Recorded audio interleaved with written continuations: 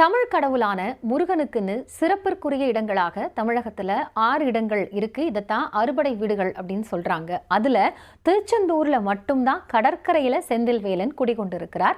ஆக இந்த 5 கோயில்கள்லயே இந்த திருச்செந்தூர் அப்படிங்கிறது மிக முக்கியமான ஒரு கோயிலாக சொல்லப்படுகிறது. இதனுடைய காலம் அப்படிங்கிறது என்ன, இதற்கான வரலாற்று சான்று என்ன, புராண ரீதியாக இது எப்படி தோன்றியதாக சொல்லப்படுகிறது அப்படிங்கிறத கொஞ்சம் விரிவா பார்க்கலாம்.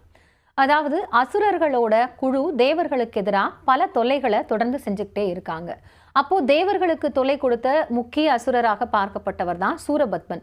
சூரபத்மன் சிவனை நோக்கி கடுமையான தவம் புரிந்து வரம் பெற்றவராக இருக்கிறார். எனவே தேவர்கள் சூரபத்மனை அழிக்கணும் அப்படின்னா சிவபெருமானோட உதவி வேண்டும். அதனால அவர் வேண்டாங்க.